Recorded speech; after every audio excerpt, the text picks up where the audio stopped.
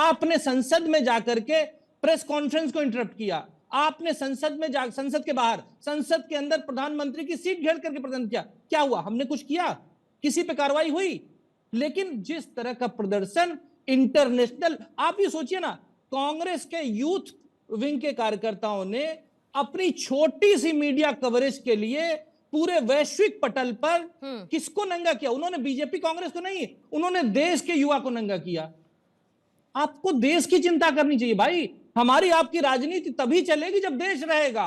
पर समस्या क्या है निखत जी, कि कांग्रेस में दो तरह के कांग्रेसी हैं, एक जिनके लिए देश प्रथम, दूसरे कुछ कांग्रेसी हैं, कुछ क्या मेजॉरिटी कांग्रेसी जिनके लिए परिवार प्रथम, पार्टी द्वितीय और देश तृतीय है। अब इस तरह की कांग्रेस के साथ अगर कांग्रेस चलेगी तो इसका जवाब तो जनता ही हर बार देती आई है ना। राहुल जी बहुत अच्छे नेता हैं, बहुत अच्छे नेता हैं, लेकिन 95 चुनाव उनके नेतृत्व में कांग्रेस हार गई।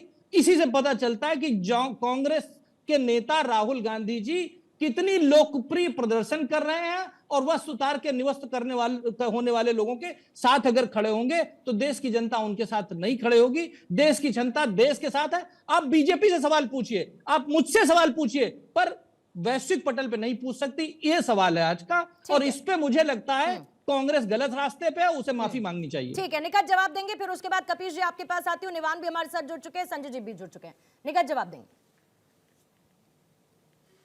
पहली जी बहुत बहुत धन्यवाद पूर्णिमा जी, आप मेरे बीच में बोलने लगी थी क्योंकि आपका चैनल है, आपका हक भी बनता है, लेकिन मैं चाहती हूं कि आप मुझे 60 सेकंड अनइंटरप्टेड दीजिए, उसके बाद आप मुझे समय मत दीजिएगा, कोई दिक्कत नहीं। मेरा पहला सवाल ये था कि जब मेजरेबल आउटकम्स की बात होती है तो इनको मैं याद दिला दूं कि एआई पेटेंट्स में जो भारत की हिस्सेदारी है वो सिर्फ महज 2% है। रिसर्च एंड डेवलपमेंट जो रिसर्च डिपार्टमेंट होता है उसमें जो भारत का इन्वेस्टमेंट है वो 0.7% ऑफ टोटल जीडीपी है। तो उसके बारे में अगर हम चर्चा कर ले तो बेहतर होगा। और क्योंकि यहां पर बात हुई कि शर्म नहीं आ रही है, मुझे तो लगता है शर्म तो तब आनी चाहिए जब भारत के बड़े बड़े बिजनेस ग्रुप्स का, मैं पॉलिटिकल अफवाह की बात नहीं कर रही हूं पूर्णिमा जी, मैं एक कानूनी कार्रवाई की बात कर रही हूं जो यूएस के कोर्ट्स में चल रहा है। भारत के बिजनेसमैन और भारत के बिजनेस ग्रुप जो भारत के एलआईसी और बैंक्स की जो इन्वेस्टमेंट है अगर उससे डायरेक्टली जुड़े हुए होते हैं तो माफ करिएगा ये मेरे देश की आम जनता की गाड़ी कमाई का पैसा है जो ये लोग लुटा चुके हैं और जिन पर केस यूएस में चल रहा है। उस पर देश के प्रधानमंत्री अडानी साहब को राइट हैंड बनाकर घूम रहे हैं, लेकिन आज तक उस पर जवाब नहीं दिया है। और एक छोटी सी बात, एप्स्टीन फाइल पे पता नहीं ये क्यों इधर उधर बगले झांक के मुंह छुपा रहे हैं। जहां जहां दर्जनों से भी ज्यादा मेल्स इन लोगों ने आपस में एक्सचेंज करे हैं और ऐसी कुछ मीटिंग्स करी हैं जिसके आज तक क्या डॉक्यूमेंट हुए, क्या बात हुई, वो सार्वजनिक नहीं करा। दो तीन मीटिंग्स का ये जो खेल बना रहे हैं, मुझे लगता है वहां देश शर्मसार होता है और उस पर जवाब देना चाहिए, क्योंकि नैतिकता की बात तो यहां होती है। देश के प्रधानमंत्री को बताना चाहिए ना कि बड़े बड़े मंत्रियों के नाम एप्स्टीन फाइल में क्यों आ रहा है, वहां क्यों आ रहा है। तो फिर मुझे ये बताइए कि ये जो आपके इतने महत्वपूर्ण मुद्दे हैं जिसको लेकर कांग्रेस साथ साथ चल रही है, इतने महत्वपूर्ण मुद्दे, उस मंच पर शर्ट उतारने से पूछ लिए क्या आपने? शर्ट उतरवाकर सवाल पूछ लिया क्या आपने? उसका जवाब मिल गया क्या आपको शर्ट उतारने से?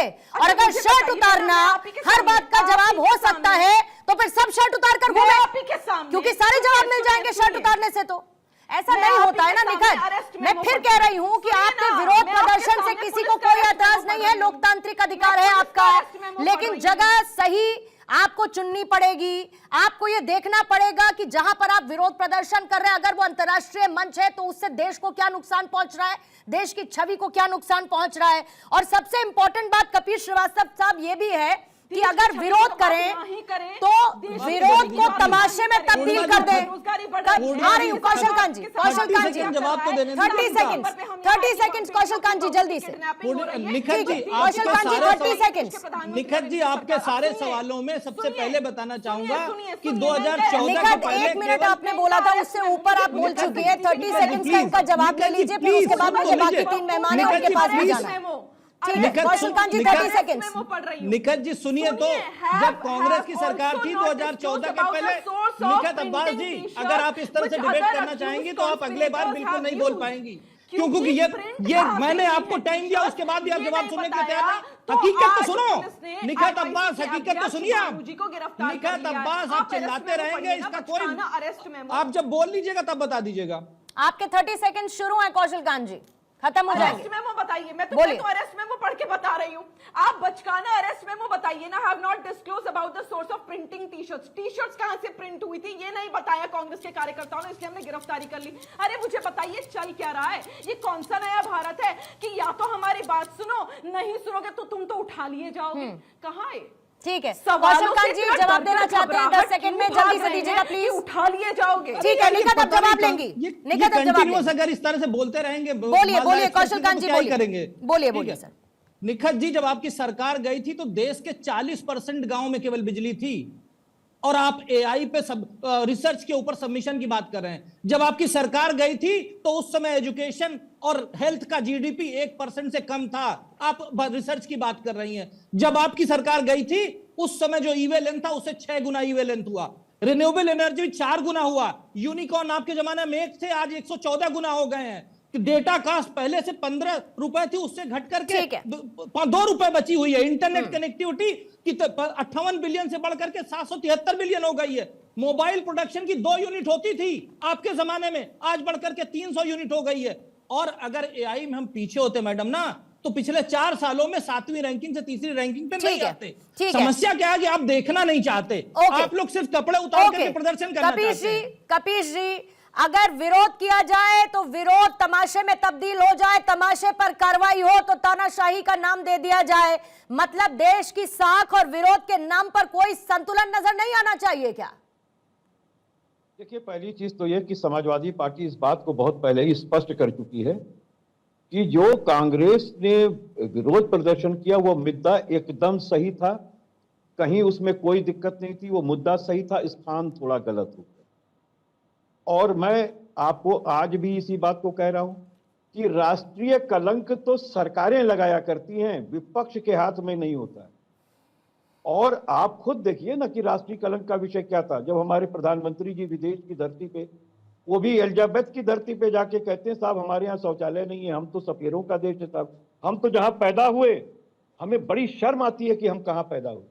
ये राष्ट्रीय शर्म का विषय। राष्ट्रीय शर्म का विषय वहां होता है जब अमेरिका किसी अन्य देश को नहीं, सिर्फ भारत के नागरिकों को हथकड़ी डाल के, पैरों में बेड़ियां डाल करके वो आपको भेजता है, डिपोर्ट करता है, तब ये राष्ट्रीय शर्म का विषय है। राष्ट्रीय शर्म का विषय यह है कि आपने इंटरनेशनल समिट करा ली, लेकिन आपने तैयारी 1 पैसे की नहीं की। आपने एआई के जितने काउंटर्स दिए, जितने आपने टेबल दिए, उन टेबल पे कोई जो है स्क्रूटनी नहीं की कि कौन क्या लगा रहा है, क्या सब देशी हैं या विदेशी हैं, या हम किसी की तकनीकी चुरा करके अपने आप को पेश कर रहे हैं। आज गलगोटिया ने जो काम किया, चीन का कुत्ता खड़ा कर दिया, आप बताओ वो कुत्ता कहां भौंक रहा है?